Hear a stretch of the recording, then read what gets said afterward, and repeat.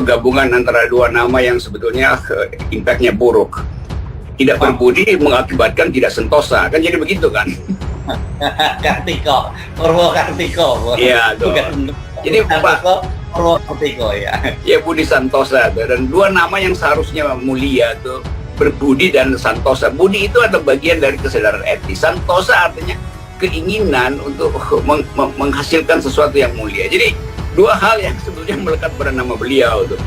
Tetapi saya selalu menganggap bahwa kecerdasan itu tidak datang dari ijazah seseorang itu. Yang sering saya katakan bahwa ya tanda Anda pernah sekolah, Anda punya. Ini fatwa ya. Seperti ini yang udah banyak sekali dikutip di mana-mana itu. Oke, silakan.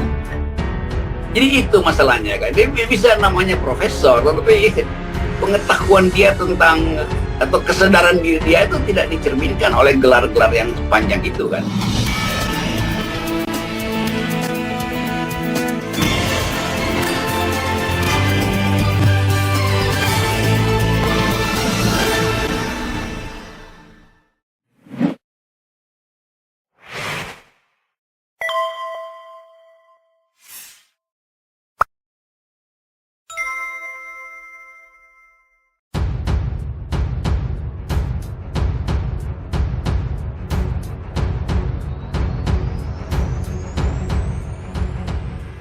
Pengamat politik Rocky Gerung menyoroti pernyataan Rektor Institut Teknologi Kalimantan (ITK) Budi Santoso Purwokartiko yang dianggap rasis saat mewawancarai para mahasiswa yang mengikuti beasiswa Lembaga Pengelola Dana Pendidikan LPDP. Rocky Gerung menilai pernyataan Budi Santoso Purwokartiko yang menyebut mahasiswi berpenutup kepala atau berhijab ala manusia gurun ngaco. Menurut Rocky Gerung, pengetahuan dan kesadaran diri Budi Santoso Purwokartiko tidak tercermin dalam gelarnya. Apalagi ini menyangkut masa depan orang lain yang seharusnya tidak boleh dibocorkan memang. Semacam BAP saja kan, kalau ada problem gimana nanti, kata Rocky Gerung. Rocky Gerung mengatakan sikap Budi Santoso Purwokartiko bisa menyebabkan penipuan bahasa tubuh, di mana mereka yang akan berhadapan untuk wawancara membuka hijab agar mendapatkan poin yang lebih tinggi. Menurut mantan dosen filsafat Universitas Indonesia itu, Budi Santoso Purwokartiko harus mempertanggungjawabkan perbuatannya dengan mengundurkan diri. Itu pentingnya beliau itu mempertanggungjawabkan. Paling bagus dia mengundurkan diri. Ini juga soal yang paling standar dalam moral kalau sudah melakukan hal yang buruk. Secara etis sudah pasti buruk karena membocorkan orang yang dia favoritiskan, ujarnya. Dikutip dari kanal YouTube Rocky Gerung pada Minggu 1 Mei 2022. Rocky Gerung menghimbau agar kasus ini dijadikan pelajaran oleh para guru besar dan pejabat utama untuk tidak memanfaatkan kekuasaan. Ini kan separuh menjilat pada kekuasaan, tuturnya. Yang lebih gila lagi, nanti akan terjadi penipuan bahasa tubuh tuh. Mereka yang akan berhadapan dengan sang profesor untuk wawancara, sebelum masuk ruangannya dia buka jilbabnya tuh supaya dapat poin lebih tinggi kan. Itu artinya kan menyogok jadinya kan. Karena udah ada pas event, ada semacam jurisprudence bahwa supaya dapat angka tinggi jangan pakai jilbab, kan begitu jadinya tuh. Jadi hukumnya terbentuk semacam itu. Nah, itu pentingnya beliau itu mempertanggungjawabkan, dan paling bagus dia mengundurkan diri karena ini juga soal yang paling standar dalam moral. Kalau udah melakukan hal yang buruk itu secara etis sudah pasti buruk karena membocorkan orang yang dia favoritiskan. Kan itu kan favoritisme itu. Jadi hal-hal begitu jadi panduan juga buat para guru besar atau pejabat-pejabat utama untuk jangan memanfaatkan kedudukannya untuk ya ini kan separuh menjilat pada kekuasaan. Pendiri Setara Institut itu menegaskan, LPDP merupakan lembaga yang menguji kemampuan akademik seseorang, bukan busananya. Jadi ukurannya adalah soal-soal intelek dan soal-soal keadaan sosial, bukan soal-soal busana yang kemudian dikaitkan dengan agama, ucapnya. Itu bahayanya kalau pengetahuan tidak didasarkan pada kematangan batin, hanya didasarkan pada capaian-capaian teknis, karena tadi ijazah itu hanya menunjukkan Anda pernah sekolah, bukan Anda pernah berpikir, kata Rocky Gerung menambahkan. Rocky Gerung menuturkan, ada arogansi dalam pernyataan dan sikap Budi Santoso Purwokartiko. Pasalnya, menurut Rocky Gerung, seorang profesor seharusnya benar-benar memahami etis dalam ilmu pengetahuan. Nah itu sinopsis dari kehidupan akademis kita. Artinya kita mesti bicara tentang etika akademis. Di dalam dunia akademis, seseorang yang diangkat profesor, jadi rektor, jadi dekan, itu dasarnya adalah keahlian dia itu dan kemampuan dia untuk mempromosikan masa depan dari kampus dia itu. Kan urusannya dengan pengkadrunan, dengan situasi politik. Kan mestinya kampus betul-betul dalam soal ilmu tegak lurus saja dengan kematangan intelektual. Gak usah sindir-sindir orang lain gitu kan.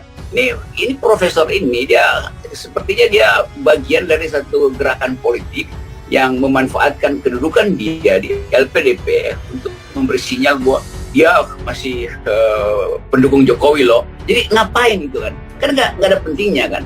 Jadi saya melihat itu dalam proses 2-3 tahun terakhir ini tuh, bahkan politik itu dijadikan dasar untuk menguji seseorang di wilayah akademis tuh. Kalau dia arogan, dia akan pamer bahwa nih saya berhasil menguji orang dan saya lecehkan yang lain. Yang lain saya terima. Itu namanya kompresor, karena kompresor itu berisinya doang. Isinya cuma angin. Lain kalau kepala kan isinya mestinya aliran pikiran. Ini aliran angin kalau kompresor, ujar Rocky Gerung.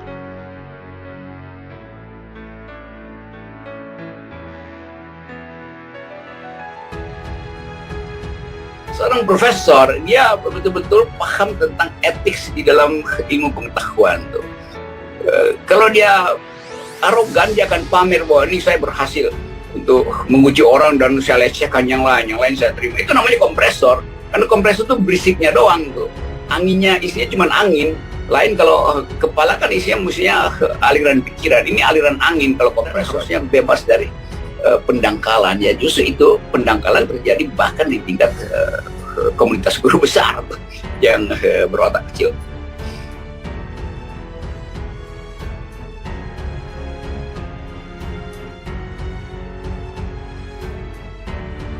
Rocky Gerung mengatakan, kasus Budi Santoso Purwokartiko membuat orang diukur dari kematangan etiknya, bukan kematangan intelektual. Kemampuan intelektual itu bisa kita olah dengan fasilitas yang tersedia di kampus. Tetapi seseorang yang ada pada kedudukan guru besar, itu artinya master dalam semua hal. Nah, dia nggak bisa mastering etiknya dia, tegasnya.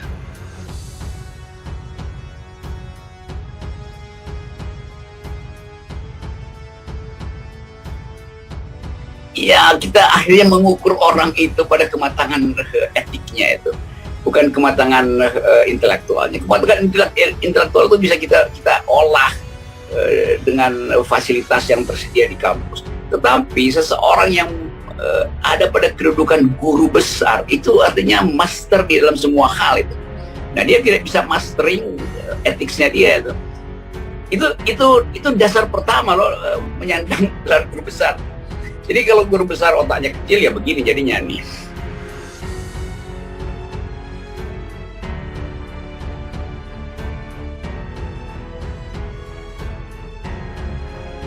Iya, saya baca akhirnya narasi-narasi yang bersangkutan dan terlihat bahwa memang picik sebetulnya karena kepicikan aja itu. Yang kedua, ingin show off bahwa dia menentukan tuh. Maka dia kasih semacam barrier to entry itu, halangan untuk masuk. Kalau Anda tidak comply dengan apa yang saya ucapkan, maka Anda di depan saya, wawancara Anda akan saya singkirkan. Dan sekarang kita mau periksa berapa banyak orang yang dia singkirkan hanya karena dia melihat profil seseorang kan. Mungkin juga baru masuk biodatanya, dilihat fotonya aja dia singkirkan. Kan kita mesti curigai begitu. Karena di ujungnya dia akui sendiri bahwa yang dia favoritkan adalah mereka yang nggak pakai jilbab. Dan kira-kira begitu kan. Maka mereka yang pakai jilbab juga sekarang takut untuk mendaftar. Jadi bagian ini yang mesti kita bersihkan. Nggak boleh ada sinyal sedikit pun tentang diskriminasi itu di lembaga-lembaga universitas. Biarkan semua berlangsung dengan kepastian meritokrasi, dengan kemampuan argumentasi metodologis. Jangan bawa-bawa ideologi ke dalam kampus. Justru kampus menguji netralitas ideologi itu. Jadi hal-hal beginian ini yang saya kira saya mau kasih sinyal pada banyak kampus di Indonesia yang masih memakai standar itu untuk meloloskan atau tidak meloloskan seseorang. Itu standar politik.